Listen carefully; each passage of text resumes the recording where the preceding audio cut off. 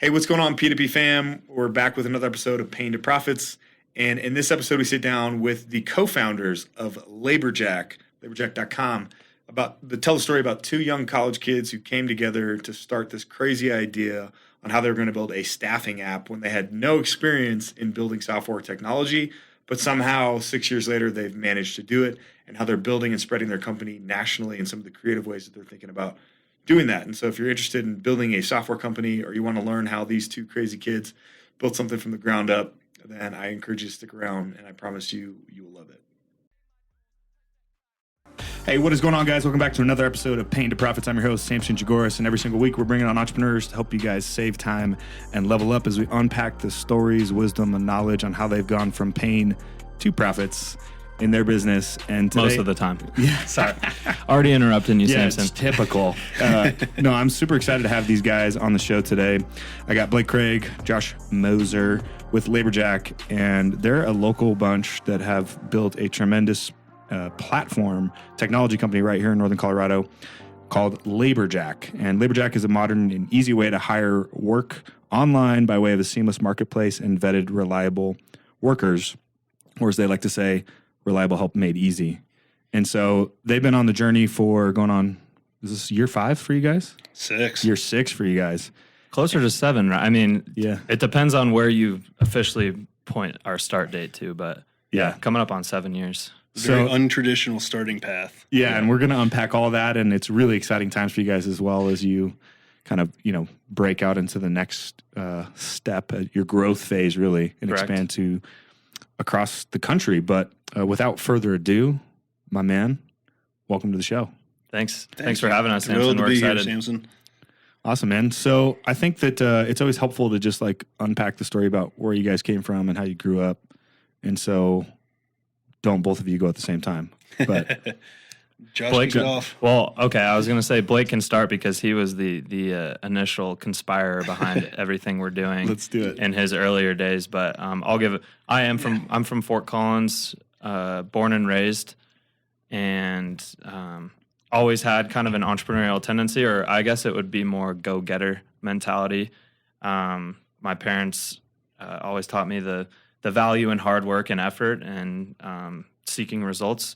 So I carried that through college, and then I guess in a very abridged fashion, transferred over to CSU, met Blake at a startup event, and I was pitching a completely separate idea, and Blake was pitching the idea that Uber is the biggest taxi cab company in the world. They don't own a single vehicle. I want to build the biggest moving company and never own a single truck. And that idea, the light bulb went off immediately. I resonated with it and was like, this guy has something. And we ended up working on his idea throughout the remainder of that weekend. And here we are today, 7 years later. But real quick, though, what was your idea that you didn't do? Good.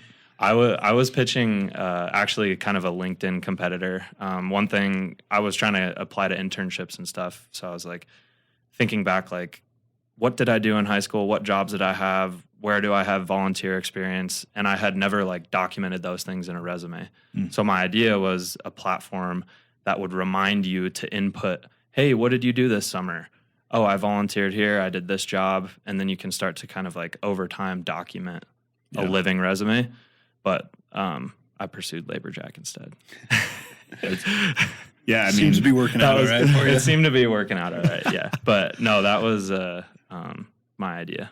Well, I think it's just a good testament to you because ideas are a dime a dozen, right? And so it's all about execution. For Absolutely. sure. So you guys probably could have went with that idea and figured it out too. Yeah. But you chose this one. Yeah. All right, Blake, you're up. What's your story, dude? Grew up in South Denver and made the jump up to CSU, so that brought me up to Fort Collins, and I've been here ever since. Yeah. What'd you study at CSU? Finance and real estate. What'd you study?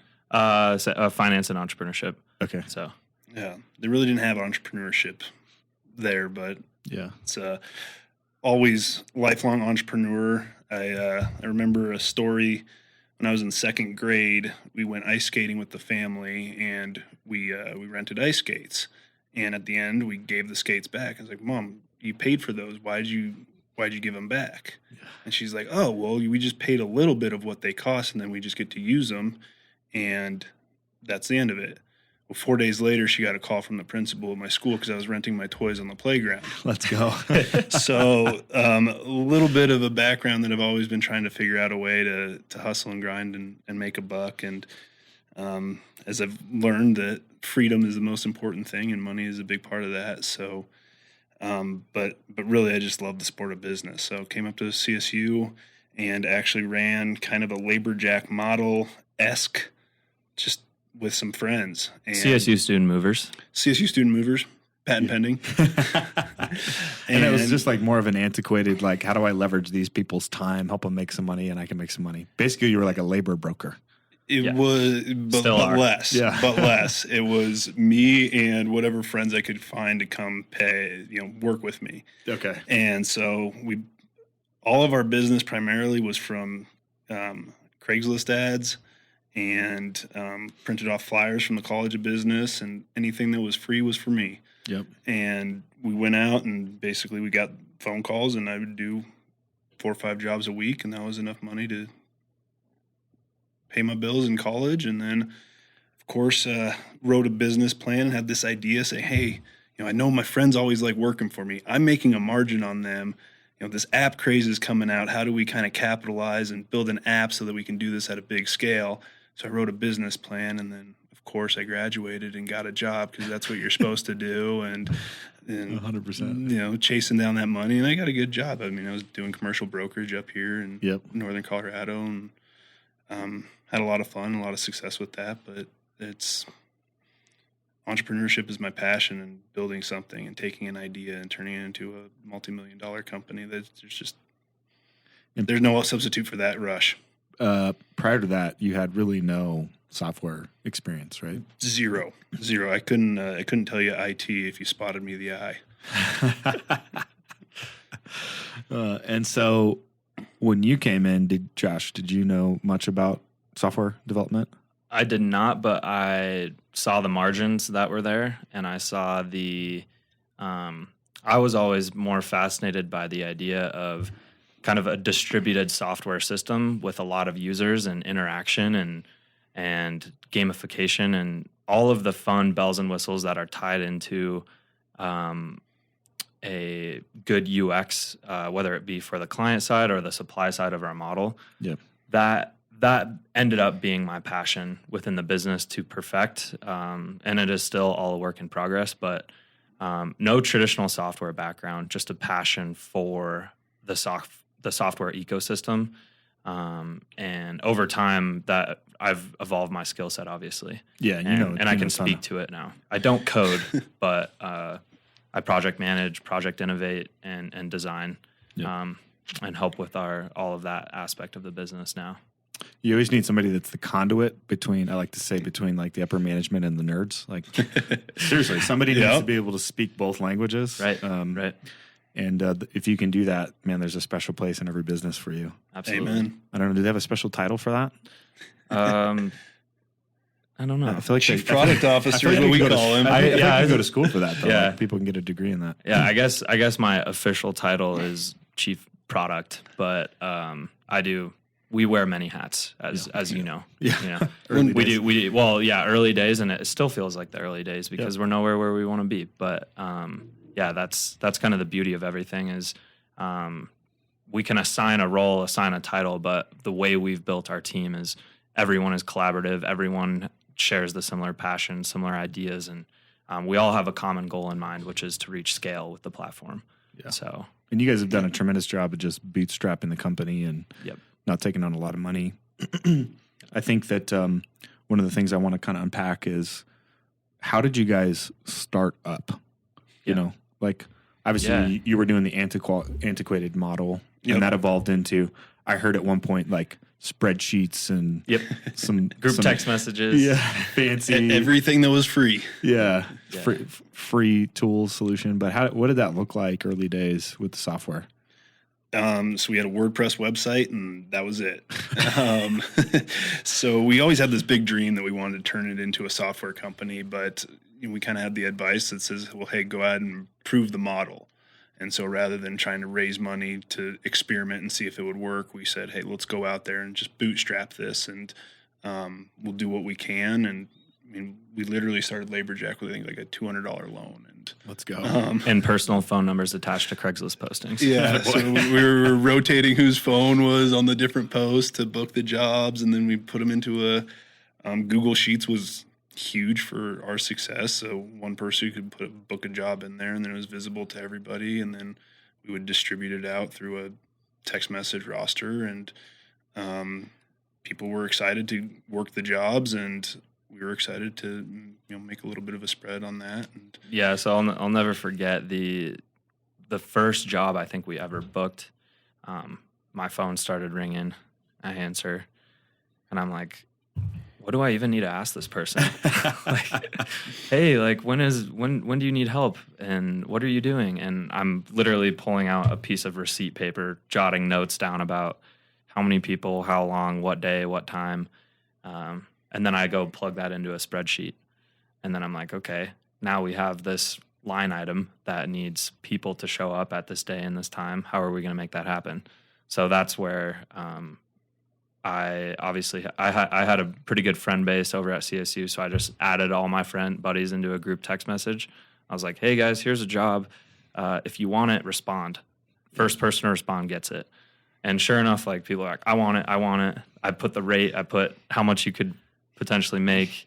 And then I went into the spreadsheet and was like, Bill, Tommy, and Jeff will be there Saturday. Exactly. And it's like, I actually ended up doing the first technically the first Laborjack job ever. And I'll never forget the client when I showed up. He's like, so what is Laborjack? And in my mind, I'm like, I have no idea. I'm just here trying to make a buck. But no, yeah, we got the job done. It was just a basic moving project. And really the whole concept revolved around this. Traditional moving companies tend to overcharge, or some of them, worse than others, be deceitful in kind of the transparency behind what you're going to be billed for at the end of the day. Yep. We kind of bypassed all of that. You rent your own truck, and we'll just supply the labor at a prorated hourly basis. We don't ever have to touch the inventory of trucks. We don't ever have the overhead, and we can make a simple transaction of labor. That was really what the model was predicated on. And so how many jobs did you do using that antiquated model before you maybe made the first step to something more sophisticated? I think the first summer we did like 90, and this was just the summer. So think about a job a day. Yeah. And I remember our first employee was actually Josh's mom, who ran our phones. Let's go, Mrs. Moser. Mrs. Moser. Still superstar number one. Yep. And she was like calling me. She's like, we've got 4 jobs booked on this day. What are we going to do? Are we going to be able to figure it out? I'm like, yeah, we'll figure it out. And it's so funny coming back. And now we're like, hey, we only have 15 jobs today. What gives? Like, what do we need to do to get that number up? Yeah. Yeah. That's amazing. And so then you did 90 jobs the first summer, and then you were like, okay, I think we got something here. Kind of. I think at the time it was, Blake and I both obviously had a passion for it. There were originally 6 co-founders or more, like when we very, very first started. Yeah, really. And then it fizzled out to 4 of us rather quickly. And then so that first summer it was 4 co-founders, and then I guess we kind of. Yeah, the 90 jobs that summer, and then we were still always like, I was cleaning jets at the airport. I had another retail job.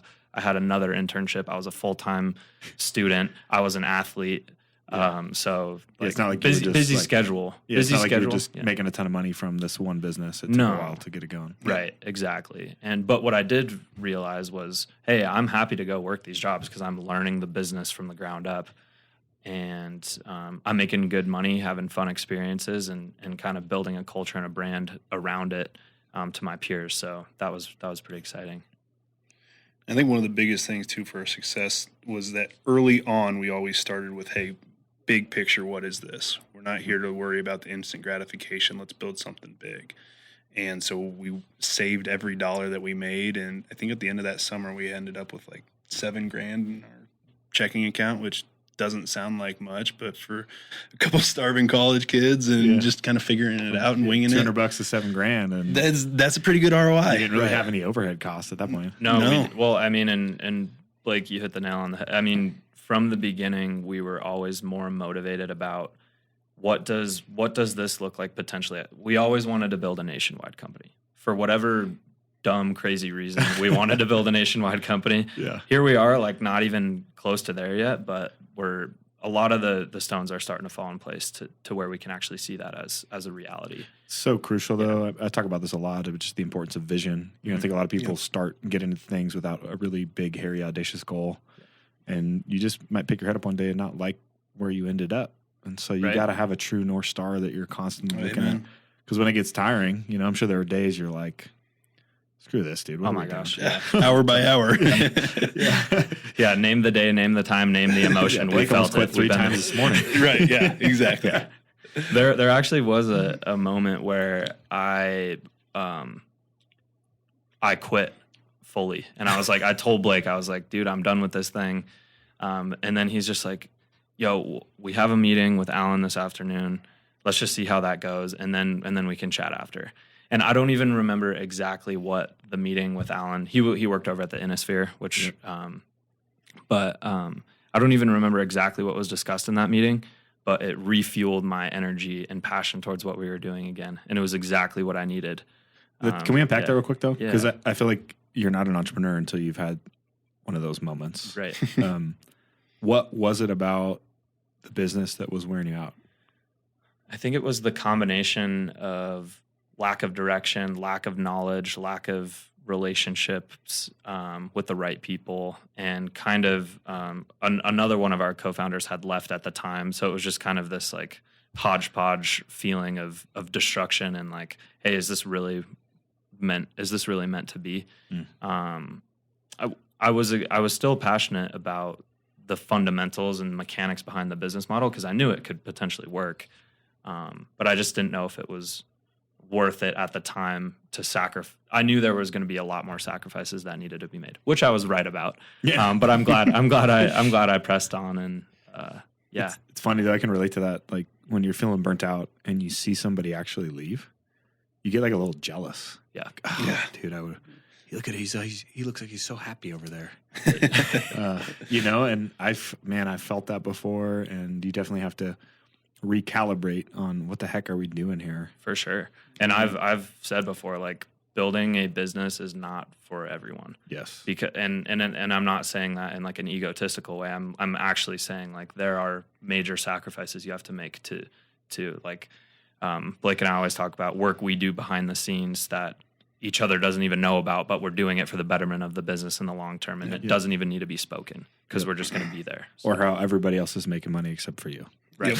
Right. No, it was a big theme early on. Yeah, and that actually we didn't touch on, which was we were I didn't receive my first paycheck from business profit until 3.5, 4 years after starting. Sounds right. So yeah. That was a fun day, but it was like $600 or something. And you've just always just been like, I'm in it for the long haul, or have you had those moments, Blake? Oh yeah.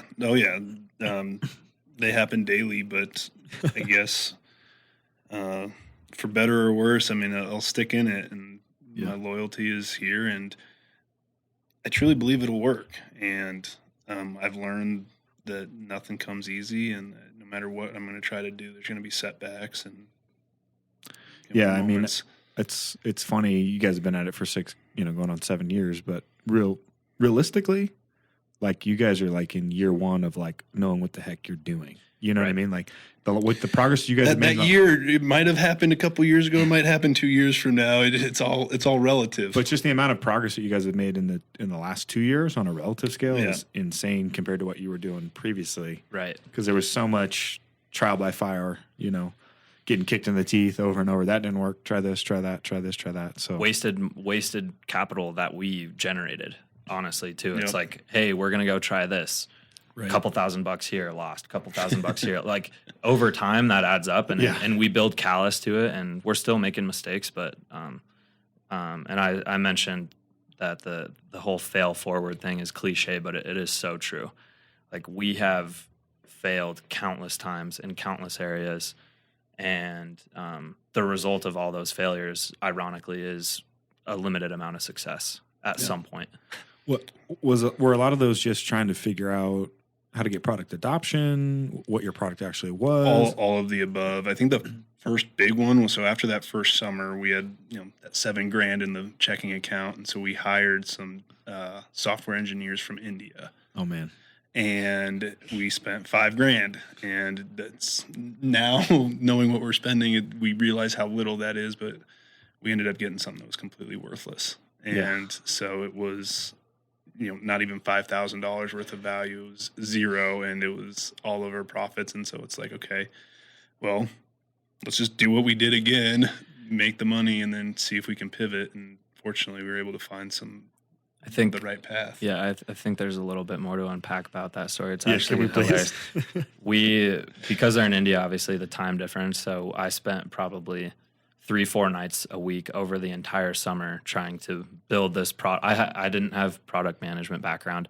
Actually, it's funny. I wish I could pull it up right now, but because I became our UI UX guy, I actually can date that all the way back to the very first product design that I built on PowerPoint and sent over to this team in India.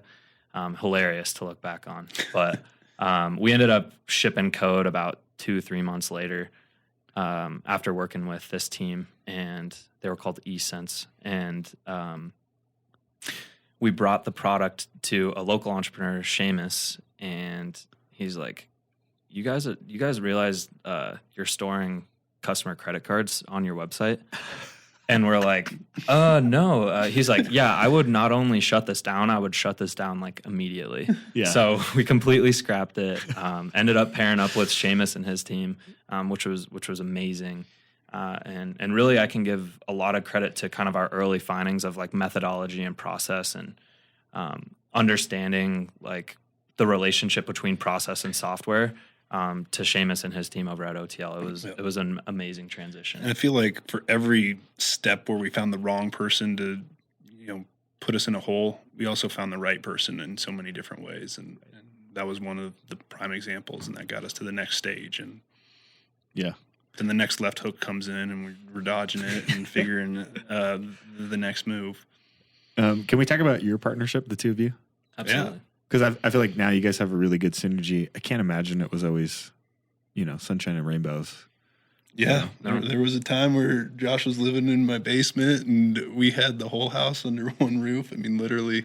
You guys are like Facebook over there. It was the just wake up, incubator. go to Yeah, it code. was the incubator. Yeah. It was. There was another local entrepreneur named Stein. Shout out to Stein, who lived in the house too, and he was in the process of bootstrapping his software company. So we just had this, like, I was paying $300 to live with blanket curtains in Blake's basement, and we're doing meetings off the kitchen countertop. But no, wouldn't trade that for anything. But yeah, in terms of our relationship, it just like any relationship, it's a roller coaster. There's highs, there's lows, there's everywhere in between, and a partnership, an entrepreneurial partnership towards a venture path is a marriage. It really is. So, and it takes work, just like any marriage. Right. Yeah. Right. You said there was, 4, maybe 6 founding partners in the beginning. Was that formal, like on paper, or just like understood, like handshake deal? Like, we're in this, we're doing this together, and then they just fell off. How'd that look? Yeah, there were 4 that originally signed the deal. So there were kind of 6 of us that ran with it at this event at CSU.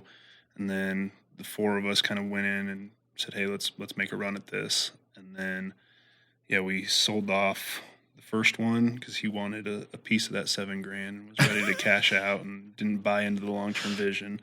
I think we sold off his first section for like $800. Somebody stole that equity. I would have bought that in a heartbeat. Right. And then the same thing happened the next year with another one of the founders who was with it, and he just said, hey guys, I feel passionate about something else, and no hard feelings, but I'm going to go pursue this, and did the same thing. We worked out a buyout agreement, and we're fortunate we were able to pay him off early, and I think it was a few $1,000. Yeah. It was like $6,000. And again, like zero, negative feelings or energy towards like it wasn't going to be for everyone over the long term. And I think the butterfly effect or everything happens for a reason definitely tied into that narrative a lot. Like I look back and there's so many different things that happened over time that were out of my control, but it always did feel like it was very within our control too. Like we were guiding our own path, guiding our own destiny. Not every meeting led to golds. Not every mentor led to incredible wisdom. Not every event we went to led to a great relationship. But over time, it was doing all those little things right and putting ourselves in a position to be successful that I think, paid off over time. Would you have structured the equity a little different, knowing what you know now? I actually remember so many, and Blake, you should chime in here. I remember so many early discussions about the equity, and like it felt super important at the time when really it didn't mean anything. It's we like it's nothing. we get the advice like say, hey, don't worry about the equity, don't fight about it, just build something cool. And of course we didn't listen, and then it was this huge discussion, and then it kind of just worked out. And and then I think there was just a time like Blake looked me in the eyes, and we were at the College of Business at CSU, and it was a week or two after the one of our co-founders left, and he just looked me dead in the eyes and was like, so 50-50?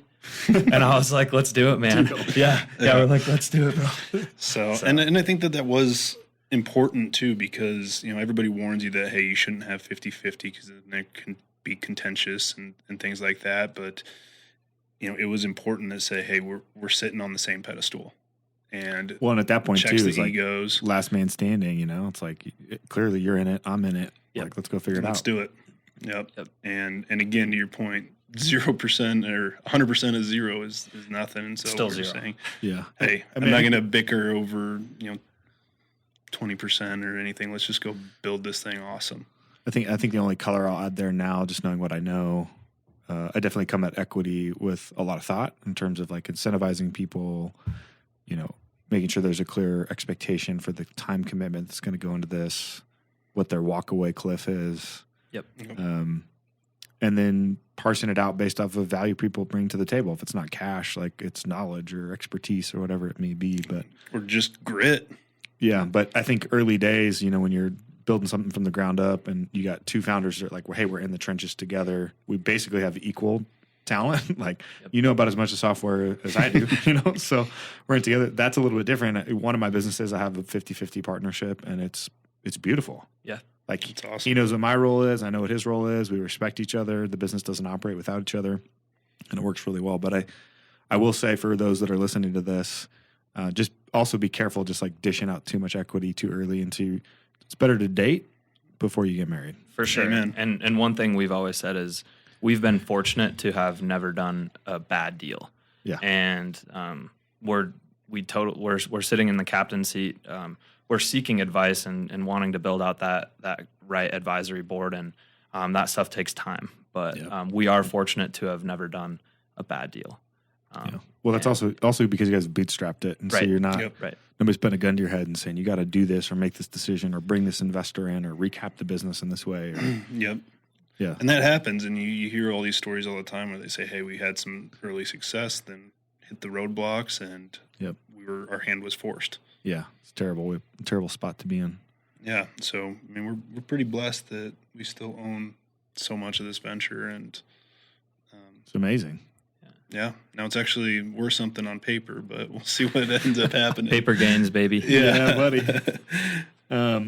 Well, so let's talk about if you could go back and kind of do it all over again. Is there anything that you would have done different? Obviously, there's a lot of trial and errors. You guys are smarter now. Right. But I feel like that's the only way to get the real recipe. Because I know for myself, I'm kind of going through the same thing right now, and I have a clear playbook. Right. Yeah. Right. I know who the people, the players I need to bring onto my team, how to structure the equity, how to make sure the vesting cliff's appropriate, who are the right technical partners that I need to bring on, how we need to structure those deals. And that's the knowledge that you gain over time that venture number 2, 3, 4, for myself, I won't make those mistakes again. 100%. But I wouldn't trade the mistakes for anything. Yeah, you have to go through it. Right. 100%. Right. What advice would you give, knowing what you know now, that maybe you would have done different? I would say that probably would have started. I would have taken more chances. And first off, with my time and saying like, hey, this is where I want to be. This is my passion. It's always a balance because you got to pay the bills, but going in and taking that leap, because it's hard to, and you probably know this better than anybody else. It's hard to be 100% in multiple things. Yeah. And so, still in life, it feels like sometimes we're trying to do too much and you're getting C's across the board rather than just saying, like, hey, I'll just devote time to get that 1A. Yeah, 100%. And I think, I think that we probably would have been a little bit more aggressive with kind of saying like, hey, we believe in this. We'll take some fundraising and grow a little faster. But fortunately, we are where we're at and we still have that control. So.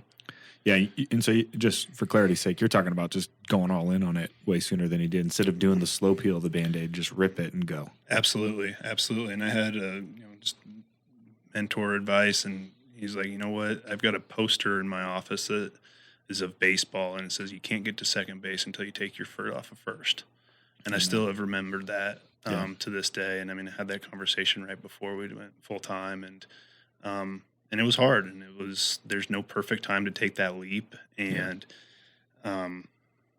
you're not going to time it correctly, and then things are going to happen afterwards, and you're going to second guess it, but you got to have faith and conviction that, hey, I made the right decision. I'm going to see this to the end, and I'm going to overcome it. How many years into the business before you said we're in this full time? It was 2019, so we were about 3 years into it. Well, when I graduated fall of 18 from CSU, and I'll never forget this either. On graduation day, my parents are like, I think we had just come off doing like $100,000 in revenue or something for Laborjack, which to me, I was like, we're balling. Did $100K. But it was the validation that I needed internally, I think at the time to want to dive into it fully. My parents didn't necessarily see it the same way, which I respect them for. Because like you just because like we said, and Patty, my mother, was involved when it was a bit more of a shit show at the time. Really, there was a moment there where they're like, "Are you going to go get a full-time job, or what are you thinking, like career-wise?" Because I had pursued aviation as well. I had pursued. You have a pilot's license. Right? Yeah, I do. I do. So I was, in my mind, I was going to be a pilot. I was going to be an entrepreneur. I was going to be both. I didn't really know. But Laborjack excited me the most for the long-term upside. And I had to sell my parents on that. I was like, nope, I'm going to go live in Blake's basement for $300 a month.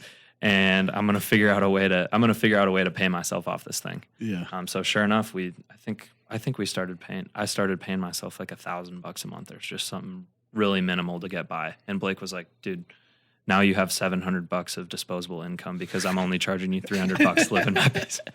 So you can buy some groceries too. Yeah. But no, that wouldn't trade it for the world. And it was an awesome.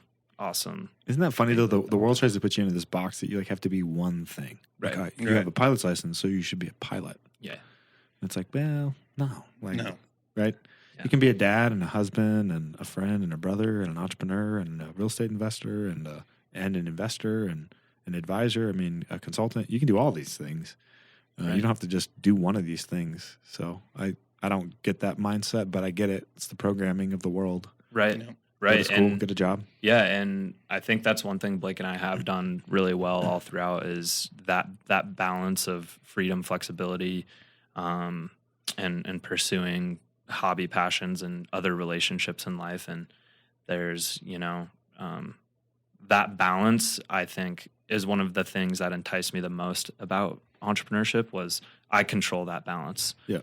And we want our team to feel that same amount of empowerment to live a happy and successful life in other ways outside of Laborjack. That's so crucially important. And whether it is other investments or other, like I'm big into crypto, so Blake's big into a lot of other things too. But it's there's a good balance there. Yeah, it's good. And most successful entrepreneurs are just passionate people. So whenever Right. there's something they're passionate about, they want to be in. And Yeah. I'm not sitting on the sidelines wondering what everybody else is doing. Right. Yeah, it's like this gym. I didn't never really wanted to gym, but it's like, wouldn't it be badass if like I had like the ultimate gym? I could have built a home gym. Yeah. You know what I Right, mean? But it's right. like, no, I got like 8,000 square feet of like badass gym space. You know what I mean? Right. So it's a real Your business. vision, Yeah. and I it's a wanted little to bit own different. It. Yeah. It's my thing, absolutely. you know? Yeah. And so nobody gets to tell me what I get to wear, or how I get to work out, or how loud I can bang the weights. No. It's my thing. Yeah. Let's go. Exactly right. That's awesome. So one of the questions I want to know on that, because you talked about your mom and your family, and obviously, Blake, you're married, and Josh is on his way. Yep. Yep. August. Let's go. But how has being an entrepreneur impacted your personal life and your family life? I don't think that gets talked about enough. Highs and No. lows for sure. I always tell Amanda, my fiance, she's like, you're always talking about how this is going to happen and this is going to happen. And then once we do this, then we'll be here and then we'll do this. And like I'm like that Yeah, like that will always- happen. It's going to be, You're just but- speaking my language. yeah, right. And mentioned that visionary mentality is important, but it needs to be rooted in that visionary mindset needs to be rooted in day-to-day productivity. Right. Because without the day-to-day productivity, the day-to-day battle, the day-to-day learnings, that vision literally will never be achieved.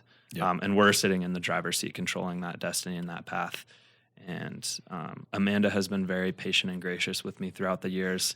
Late nights filling jobs, early mornings doing jobs, especially more in our earlier days. But it had a tremendous support system with friends and family to get to where we are today. Yeah. Yeah, we're very blessed with the people that we've had to tolerate all of our mood swings throughout the way. But Yeah. And you get also better just with it support over us. time at just dealing with so there's just a huge level of uncertainty. You know, you're constantly thinking about like, I got to make payroll, and how are we Yeah. going to grow revenue? And man, if we don't hit this mark, or I got all these bills out and these potential receivables coming in, Right. but if I miss that timing, it's going to be hairy. You know? Totally. Cash flow Totally. management And is a it's- tricky and game. it's, should we integrate with this platform, or what about this marketing angle? And like I think the balance of being involved and touching every part of the business kind of prevents you from siloing and niching down into that one sweet spot, which is what I prefer. But I just have to do that between the hours of 10 p.m. and 2 a.m. To get that laser focus. So Yeah. that's what I do. Yeah. How about you? How about friendships? Yeah. Like, how did it impact some of your friendships? Did you have to? I know for me personally, I've had to just cut ties, I guess, with some people and just be like, you don't get it. You know, I can't hang around you. I unfortunately earned the nickname Flaky Blakey. Yeah, I'll be there. Yeah, dude, I'm gonna be there. I'm gonna be there, and oh yeah, dude, I'm definitely in for golf this week, and I'll show up 5 minutes late, sprint to the tee box. Like, No warm up. yeah, we don't like playing with you anymore. I'm like, come on, like, Yeah. I'm here. You don't know what I'm doing to be here. Yeah. And taking a phone call, and it's I think from the friendship perspective, though, most people respect what we're doing or have some level of like those guys like have battled for what they have. Yep. And I know for a fact other entrepreneurs have had better ideas or pulled things off easier or had a smoother path to success, but that's fine. And we're fortunate enough to have friends that have also invested in us, and we want to do well by them long term. Yep. Our goal is to repay our investors, and their investment into us early on is a testament to our character and our hard work and ethic. But that return is top of mind for us long term as well. Yeah, I just think it's important for our audience to listen to. Like, you're gonna miss out on the dudes. The bros are gonna go play golf for 8 hours on Friday. Like, you don't get to participate in that sometimes early Yes. days. You Yeah. know? yep. Yeah, and I will say, especially as of the last couple of years, and we've built an awesome team around us too. And shout out to our entire team. We've had a little bit of that flexibility back more, where we can go on the ski trip or go on the. And what we found is like that balance of work and life is totally important. Yeah. There's still a lot more work than life happening, but the goal is to always have a balance there. Yeah. And be able to hit the gym, be able to get the mind right, be able to volunteer, go to church, do all the fun Thursday things. Bible studies. That one that one's been a little more hit or miss. Come to my Thursday Bible study, Josh. Oh, I know you're in Denver now, though. Right? Yeah, but I'm still up here 3-4 days a week. So See you Thursday. it's been There you go. yeah. See you Thursday. It has. I actually feel like this year, for whatever reason, has just been. It's been insanely. And I hate when people are like, "Oh, it's busy," but like, it's busy. Hypergrowth. Yep. Getting engaged. Hiring a wedding. Yeah, building an engineering team in house for the first time ever, and trying to raise another round of capital to explore that. Trying to explore franchising as a potential opportunity for a pathway to scale. Like, there's a lot going on. Can we talk about that? I think it's a good segue into the next section. Like, what's the future look like for you guys? What are you most excited about right now? And unpack this franchising model, because I haven't heard that term really used in the world of technology much. So. I'd love Blake to chime in here whenever, but you start. Yeah, there's competition and saturation in the space we're operating in, which is the gig economy labor space. And what are the new ways people are motivated to work? And it's a notification out of my pocket and an account creation. And to the common person, that may seem like a simple process, but we have done years and years of iteration and design and planning to build the product we have. And I think franchising gives us a unique opportunity where most of the other gig models that have scaled throughout the country have done it on a corporate model, a venture-backed corporate model.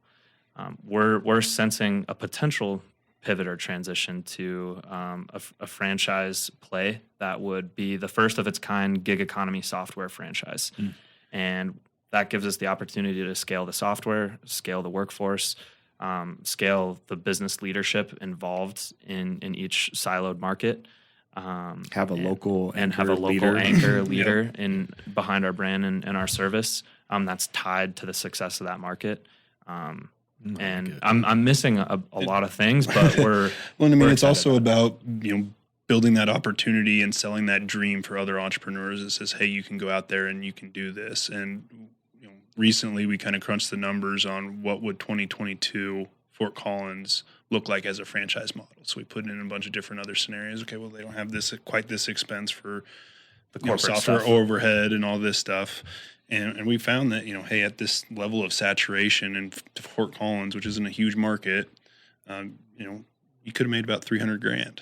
And so that's a real income for somebody. And there's still potential to, 3-4 times that over, the course of the next few years as we continue to build brand name recognition and figure out a little bit more about what we're doing and what's working and our true value proposition to different groups. And I mean, it's no different than any other staffing type of franchise, right? Totally. Except you guys got the tech piece. we have and that's why it would be unique is it's a low barrier to entry, pure software play and brand play, where it's giving people access to a new economy that didn't exist prior.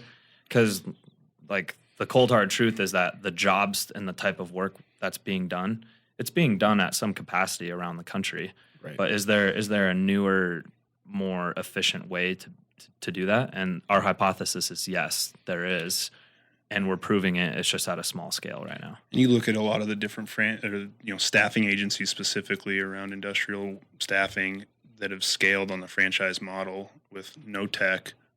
Hey, here you go, open up this store. This is where your people will go check in, and they're just like, and we can blow you out of the water and scale, efficiency, distributed workforce. And it's not just the staffing side. I think one of the unique things about what we're doing is the B2B angle of our model for recurring help at a warehouse construction site. The event space is huge. Hospitality and event services. That transition happened very organically where the B2C, because all we've talked about so far is the B2C side of our model, which was, hey, you rent a truck, we'll supply the labor for your move. And that kind of parlayed itself into, hey, your workforce did a good job unloading my truck the other day. Do you guys do mulch work? We're like, yeah, I guess so. We're just connecting people to get a project done. You provide the tools, we provide the workforce. And over time that pivot into the B2B side of the model really blossomed, and now we have this great cultural presence with like, hey, we're out in the community doing projects, helping people get stuff done on the personal side, but we can also plug the same crews into your business. And I think one of the secret sauces, if you will, we found was like the same SKU of worker is capable of all those different kinds of work, and we just package that into the right experience and platform through a mobile app. And it's a that'll huge scale. value add for that's an add value out of the worker. Yeah. Eliminates burnout, and especially with what we've seen in the new economy is people are craving variety. Yeah. And so especially if you're, talking about a monotonous job where you're at a warehouse packaging things, like that can get old. So if you do that twice a week and supplement it with a couple other different types of jobs, life's not so bad.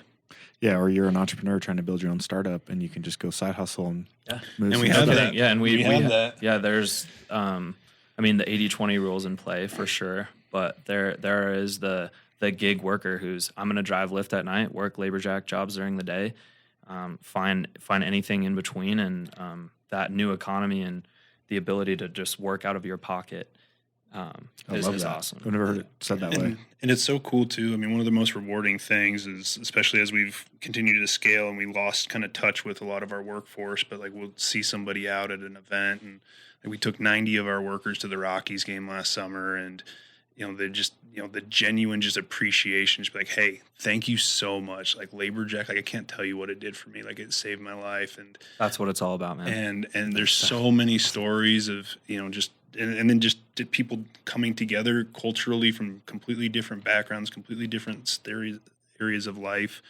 Like we had a worker who was in his 40s who down on his luck and was actually started crashing on one of our other college workers' couches for a couple of days while he was figuring things out. But it's truly like, it's a culture, it's a team, and it's, hey, we're here to solve a goal, have a little bit of fun, and live our lives.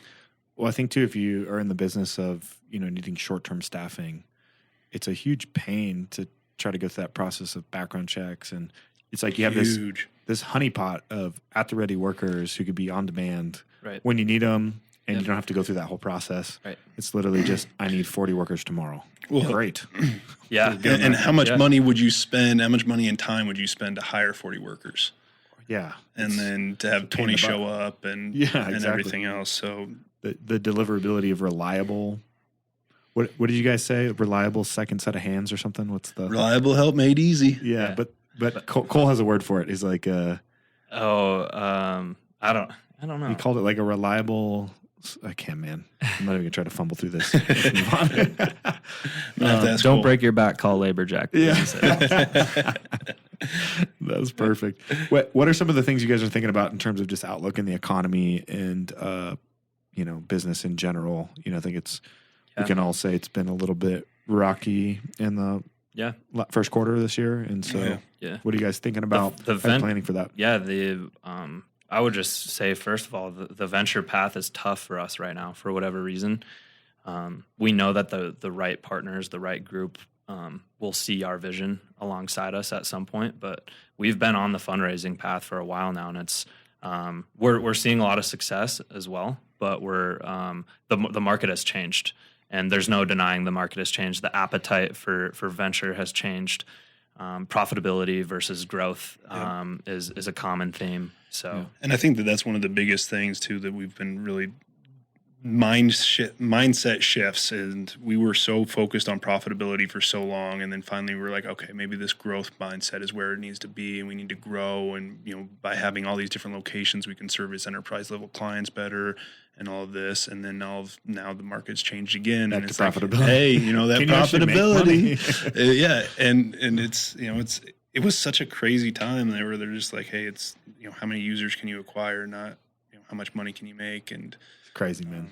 But yeah, the mind shift is there, and we're fortunate that we have a plan. We haven't made that bad deal that says, hey, you guys need to do this, not that. So yeah, I mean, no matter what happens in the economy, if you're profitable, you can survive. You know what I mean? So if you're operating at a negative cash flow or negative EBITDA, it's going to be tough. Yeah, totally. And I think that one of the things that I learned from my days at CSU, there's a class I took where Chad McWhinney was the guest speaker. Yeah, real quick, Chad McWhinney is like one of the biggest developers in Northern Colorado. Yeah, maybe even in the country now. Yeah, very successful. But he introduced this idea where it was evergreen business. So no matter where the economy was moving up, down, or in circles, you have different parts of your business that can sustain. And so we really kind of take that focus and saying like, hey, here is, at one point we are a great option for people with high disposable incomes to do chores around the house and get projects done.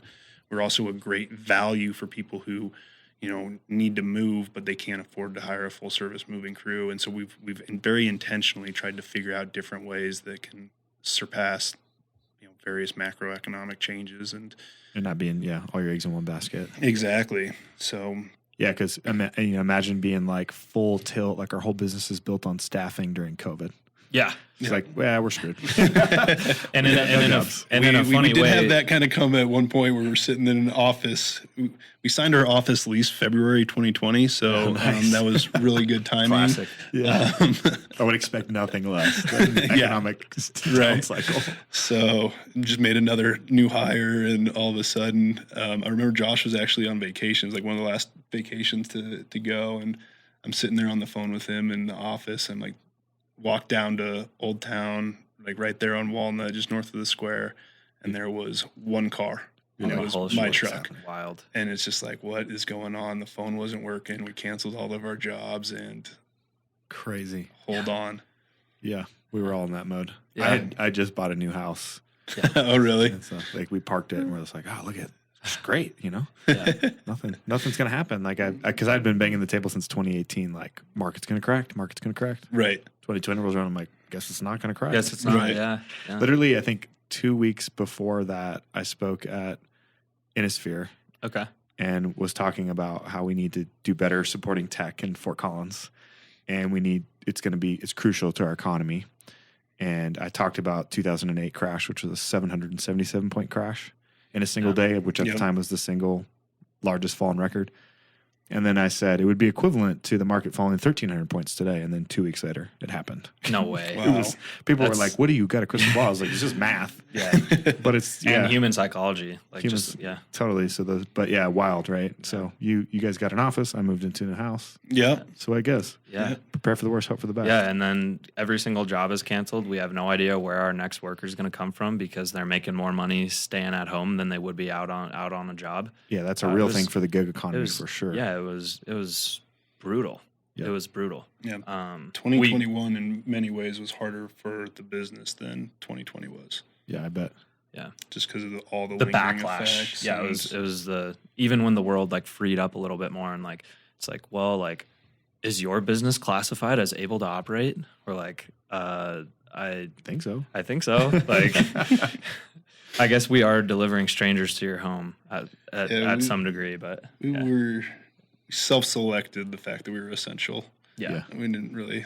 No. Sometimes you just got to do that. But nobody ever stopped us. Yeah, so. Also, in a crazy way, the pandemic opened up a lot of doors for the staffing side of our model. So it's like, hey, maybe there's a new way for businesses to hire to deal with the ebbs and flows of their own demand cycle and kind of flatten that curve, not through full-time or part-time hires, but through staffing resources that are more automated and frictionless for their business. Yeah, so that was a discovery amidst that time.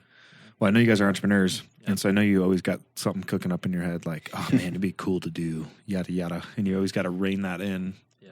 Yep. I'm sure both of you have one idea. If you weren't doing this, what would be the other thing that you'd be working on? Amongst many. Yeah. What would be like your top? My next move, and you're gonna laugh, but I want to sell high protein Greek yogurt dips at farmers markets.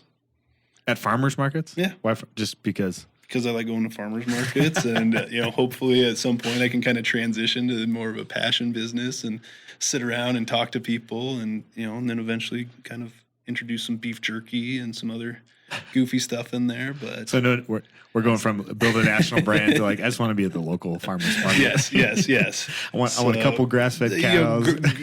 Grass is always greener on the other side, so Isn't that funny? That's what I'm picturing. I would give that 6 months before your like next idea cooks up. Yeah. Right. Because that's how I am. Oh yeah, I know when I for got sure. done with my last stint, it was like I just needed like 8 months to just clear my head, Right. do some consulting, and like, what do I really want to do? Yeah. For me, I'm really paying attention to the AI landscape, the data landscape, data privacy protection. I think if I were to be pursuing something right now, it would be AI related and or data privacy online. So like you look at tools like Seamless AI and Zoom Info, like people's data is out there. Like let's face it. There's positive things that can result from that. But there's also, I think, unique business models that can be spawned and generated for protection of that data. So that would be something I would look into right now if I wasn't doing Laborjack. That's good. I love that. I've been thinking a lot about AI. Yeah. It's Have you wild. played with GPT-4 yet at all? I did. Yeah. It's given me a bunch of errors, so I was recording really? errors last night, which is fun. You guys suck. No, I'm just kidding. But Jasper, which is like content support writing, which is. But I think what's interesting about it is it's not like a cure-all for a lack of good input. No. You know? No, So it's, people think AI is revolutionary. It's like you're just trying to hack the system one more time. You still got to be good. Oh, for sure. And it's like GPT-4 can give me all the best ideas about how to operate and how to try this and how to do that. It still requires human execution and effort on the back end of whatever an AI model is spitting out. So, and what I think is interesting is it's just sourcing like the current information. It yet to see it really doing a good job of inferencing what the future could look like. Like there's certain pieces of the puzzle that we see like in different sectors of the industry that are like kind of coming together. Right. And that's where the real big ideas are at. Right. So I don't think you ever, well, I don't want to say ever, but I think that the people that can have that creativity and can see those first principles thoughts and thinking are still going to be crushing it. oh, absolutely. And I think it's pretty wild too, as you think about how far it's advanced in the last couple of years. And obviously, there's so much behind the scenes, but what does it look like in 20 years, and how much is that predictability? And Crazy. yeah, it's a little terrifying. Yeah. But AI is to 2023 as dial-up was to the early 2000s in the internet. Yeah. Honestly. yeah, great example. Well, I think being able to take those trends and inference, like I remember in 2009, there was a company that built a whole entire trading program off of Twitter sentiment. Wow. And it would buy or sell based off of positive or negative sentiment. And it was crushing.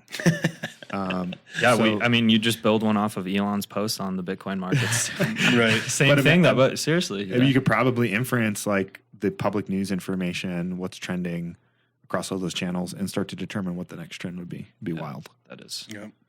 All right, we're going to do that business in All right. 2040. Yeah. We'll do So you that. don't want to jump in on Greek god yogurt? You'd rather do the AI revolution and everything? All right. Dude, we can still make Greek god yogurt. I'll eat the heck out of that. All right. Well, you're going to be a client promoting it. I'll be your number one client. Give me high protein Greek But yogurt. knowing Blake, he'll start at the farmer's market, but then he's just like, man, how do we make this an e-commerce brand and package it? And How do we compete with Oikos? Yeah. I love that. Okay, so we'll land the plane here, guys. We're coming up on time. I appreciate you unpacking your story in an hour here. What is your best content recommendation for a book or a resource that you think every entrepreneur should probably consume? Love that. Mine is an easy one. The All In podcast is my go-to. Yep. Once, twice a week. So all those guys deeply rooted in Silicon Valley and it's political discussion, it's venture discussion, it's technology discussion, Economics. economic discussion. Just a fantastic outlet from guys who are sitting pretty close to the top of financial wealth and success in entrepreneurship, having discussion once a week. That one's amazing. And then How I Built This, Guy Raz, Super go-to. motivating. Yeah, super motivating for any founder story you want to hear about a venture that took off. It's probably Guy Raz has probably interviewed him. So those And are it's my so go-tos. peaceful. I always get so relaxed when I listen to Guy Raz. Yeah, He does have just a soothing voice. It's like, it reminds me of like taking naps as a kid watching Reading Rainbow, you know? Yeah. yeah. And he always asks the was it luck or was it skill question in a different way every time, but Yeah. you know it's coming. 100%. You got one? You got a good resource? Or a book that you read that was like profound?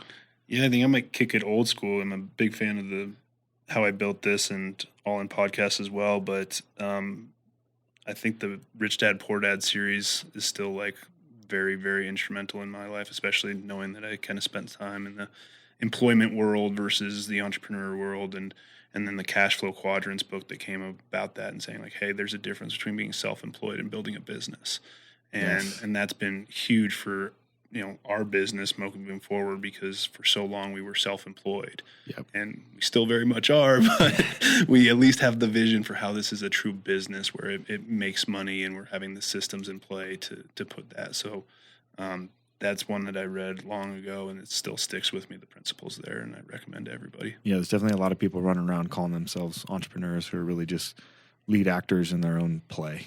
Right. And a strong supporting cast. And that's where I would say, like, entrepreneurial tendency is great. Entrepreneurial tendency and grit and drive is great, but entrepreneurial venture path, like